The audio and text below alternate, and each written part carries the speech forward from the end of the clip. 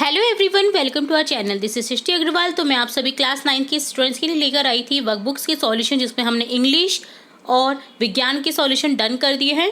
और यहाँ पर अब हम जल्द ही कंप्लीट करने जा रहे हैं सब्जेक्ट मैथ्स के कार्यपत्रक को। तो देखिए, यहाँ पर देखेंगे आकलन पत्रक 5 का सॉल्यूशन। इससे पहले हमने आकलन पत्रक 4 देखा था। तो चलिए शुरू करते हैं। यदि एक संभव त्रिभुज का परिमाप 180 सेंटीमीटर है तो इसका क्षेत्रफल कितना होगा? 900 क्यूब वर्ग सेंटीमीटर। एक त्रिभुज की भुजाएं क्रमशः 122 मीटर, 22 मीटर और 120 मीटर है तो त्रिभुज का क्षेत्रफल हो जाएगा, भुजा बटा 2 होता है त्रिभुज की तीनों भुजाओं का योग बटा 2 क्षेत्रफल का मान। तो यहाँ हो जाएगा 132 मीटर। सॉरी, यहाँ पर आपको s की वैल्यू निकालनी पड़ेगी, तो तीनों भुजाओं का बटा 2 कर देंगे तो यहाँ पर 132 मीटर हो जाएगा। अब निकालेंगे हम क्षेत्रफल a बराबर, जो कि होता है वर्ग root s s minus a s minus b s minus 6। तो यहाँ पर आंसर हो जाएगा 1320 मीटर स्क्वायर। तो भुजा जो क्षेत्रफल निकालने के लिए सबसे पहले हम s की वैल्यू निकालेंगे, देन फॉर्मूले में वैल्यू रखेंगे और निकाल देंगे क्षेत्रफल का मान। एक त्रिभुज का क्षेत्रफल ज्ञात कीजिए जिसकी दो भुजाएं क्रमशः 18 और 10 सेंटीमीटर है और परिमाप 42 सेंटीमीटर की बराबर है। तो अर्ध परिमाप s बराबर हो जाएगा 42 बटा 2, 21 सेंटीमीटर। व तीसरी भुजा हो जाएगी 42 माइनस 18 प्लस 10, 14 सेंटीमीटर। तो अब क्षेत्रफल का मान निकाल लेंगे।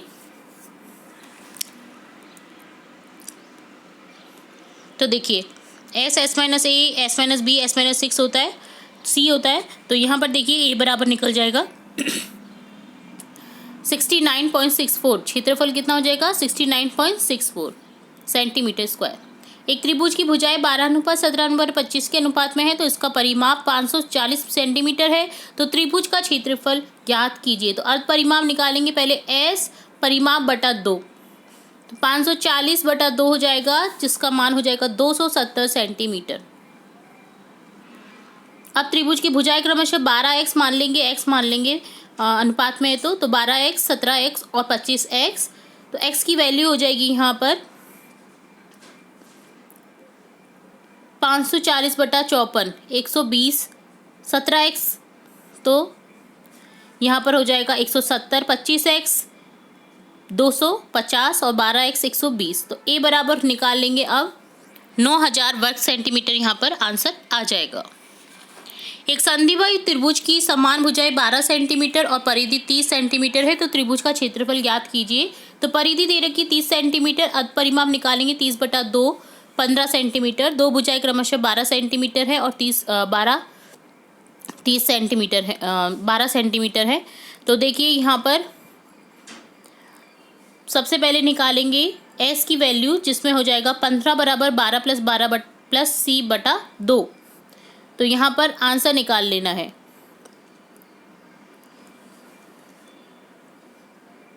तो समद्विबाहु है तो दो भुजाएं तो बराबर होंगी 12-12 सेंटीमीटर की, ठीक है। तो 12-12 प्लस c बटा 2, तो यहाँ पर s की वैल्यू निकल जाएगी, वो c की वैल्यू निकल जाएगी, जिसमें आप करेंगे जब इससे पक्षांतरण करेंगे 15 दूनी 30 में से 24 को घटा देंगे तो 6 सेंटीमीटर यहाँ पर c की वैल्यू निकल जाएगी और a निकल जाएगा आपका, फॉर्मूला लगा दीजिए, तो 9√15 सेंटीमीटर स्क्वायर। एक शंकु के आधार का व्यास 10.5 सेंटीमीटर है। इसकी तिरछी ऊंचाई दे रखी है शंकु की। ये जो शंकु होता है इसकी यहाँ पर तिरछी ऊंचाई ये वाली दे रखी है, ठीक है, 10 सेंटीमीटर। तो शंकु का वक्र पृष्ठ व संपूर्ण पृष्ठ का क्षेत्रफल ज्ञात कीजिए। तो व्यास 10.5 है, त्रिज्या r बराबर 10.5 बटा 2, 5.25 सेंटीमीटर।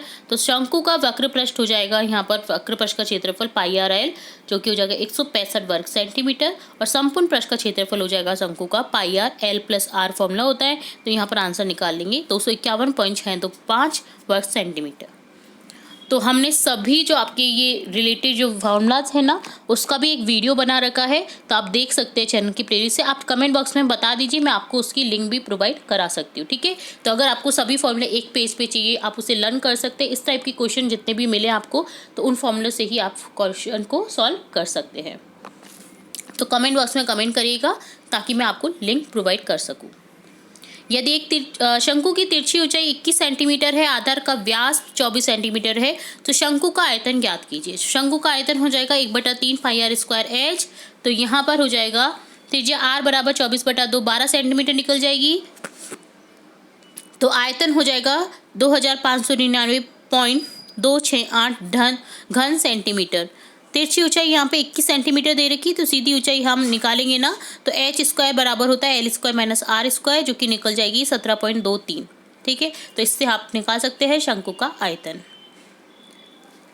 14 सेंटीमीटर त्रिज्या वाले गोले का पृष्ठीय क्षेत्रफल यहाँ पर निकालना है। तो देखिए गोले का पृष्ठीय क्षेत्रफल हो जाएगा 4 पाई आर स्क्वायर, फॉर्मूला होता है। तो यहाँ पर आर की वैल्यू रख दीजिए, तो यहाँ पर निकल जाएगा 2464 वर्ग सेंटीमीटर। जो द्विविमीय और त्रिविमीय जो आकृतियाँ होती हैं सभी के हमने वक्र पृष्ठ, आयतन, क्षेत्रफल सभी के फॉर्मूले पेज पे देख रखे हैं, तो आप उन्हें चेकआउट कर सकते हैं, कमेंट कर सकते हैं, ताकि आपको लिंक जल्द से जल्द मिल जाए।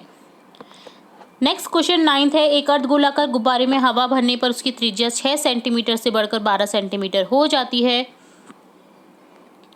तो यहाँ पर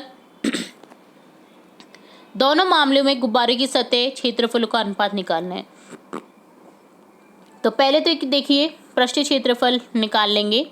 बिना हवा की गुब्बारे की त्रिज्या 6 सेंटीमीटर है, तो निकल जाएगा 4 पाई आर स्क्वायर होता है यहाँ पर गोला जो होता है अर्धगोला, ठीक है, उसका पृष्ठीय क्षेत्रफल। तो देखिए यहाँ पर 452.757 हो जाएगा, और भरे गुब्बारे की त्रिज्या यहाँ पर बढ़कर के 12 सेंटीमीटर हो गई है, तो यहाँ निकालेंगे तो पृष्ठीय क्षेत्रफल इसका आ जाएगा 1810.28। तो सॉल्व करने पर हमारे पास में आएगा 1:4। ठीक है। नेक्स्ट क्वेश्चन है। एक शंकु 8.4 सेंटीमीटर ऊंचा है और इसके आधार की त्रिज्या 2.1 सेंटीमीटर है।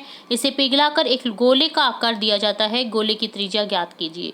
शंकु का आयतन गोले के आयतन के बराबर है यहाँ पर। तो यहाँ पर देखिए बराबर कर देंगे हम इससे सॉल्व करने के लिए। ठीक है, तो क्योंकि पिघलाकर एक गोले का आकार दिया जाता है शंकु को, तो दोनों का आयतन तो बराबर ही होगा, क्योंकि उसी को बनाया गया है गोले का आकार में शंकु को। तो यहाँ पर 1/3 पाई आर स्क्वायर एच तो होता है शंकु का आयतन, और गोले का आयतन होता है 4/3 पाई आर क्यूब। तो एच बराबर 4r निकल जाएगा, आर बराबर h/4। तो एच यहाँ पर दे रखी है 8.4/4, तो आर बराबर निकल जाएगी 2.1 सेंटीमीटर। तो गोले की त्रिज्या क्या हो जाएगी 2.1 सेंटीमीटर। नेक्स्ट क्वेश्चन है। आंकड़ों 4, 6, 8, 9, 11 का माध्य ज्ञात कीजिए। माध्य निकालने के लिए हम सभी को जोड़ देंगे, बटा 5 संख्या है तो 5 से डिवाइड कर देंगे, तो माध्य निकल जाएगा 7.6 इनका बीच की संख्या। ठीक है। वर्ग अंतराल 90 से 120 का वर्ग चिन्ह कितना होगा 90 + 120/2 210/2 105। निम्न सारणी को पूरा कर बारंबारता बहुभुज बनाइए। तो देखिए आपको वर्ग चिन्ह पहले तो निकाल लेने, 0 से 10/2 5 15 25 35 45 ये निकल जाएंगे। बारंबारता आपको दे रखी है 2 5 4 3 6। अब देखिए यहाँ पर पहले तो आप इसे बना दीजिए, जो आपके दे रखी है बारंबारता वर्ग चिन्ह दे रखे, इससे आपको ग्राफ बना देना है। देन आपका जो अंतराल होता है मध्य का वर्ग चिन्ह का, ठीक है, उससे वो बारंबारता हमारा जो चतुर्भुज है वो बनता है, बहुभुज बनता है। तो देखिए वर्ग चिन्ह यहाँ पर 5 15 है, तो देखिए यहाँ पर इस तरह से 5 देन 15 देन 35 देन 45, तो इस तरह से आपको ये बन जाना है बहुभुज। ठीक है, तो इस तरह से आपको ग्राफ के बीच में इस बनाना होता है। तो ये क्वेश्चन होता है डन। अब देखेंगे नेक्स्ट क्वेश्चन। आंकड़ों से ग्राफ पेपर पर बारंबारता बहुभुज बनाइए।